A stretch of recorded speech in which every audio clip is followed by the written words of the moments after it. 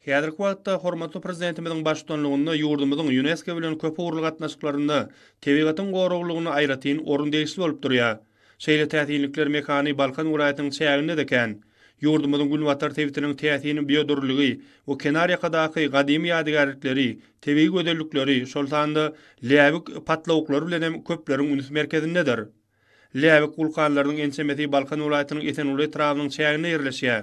Olaryň arasynda Gaýnadepe, Ak patlawuk, Çekişler, Keýmir, Ekerem, Gök patlawuk, Buğdoýly, Boýada patlawuklary bar. Olaryň her biriniň diňe özüne mahsus aýratynlyklary bardyr. Olaryň arasynda Goşadepe bilen tapawutlanýan Ak patlawukda has güýçli özgörtmeleriň bolup geçendigi anyklananly.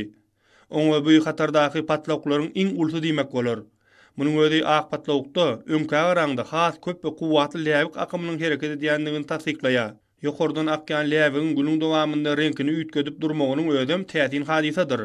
Türkmenistanyň günorta Gülbataryna ýerleşýän iň uly patlawuklaryň birem Gök patlawukdyr. Bu täsin Läbik patlawugynyň döreden dagynyň esasy ýaýragy 1,5 kilometre ýetýär. Umuman ýurdumyzyň ählilerinde bolşaly Gülbatar tebitde de şeýle täsinlikleriň bardygy gowandyrjydyr. Türkmen tebigatynyň şeýle azaýyplyklaryny synlap, olardan lezzet alan her bir adam tebigatymyzy goramakda uly tagallalary diýen gahryman arkadamyda hem de arkadaly gahryman terdarymyda alkyş sözlerini aýdýarlar.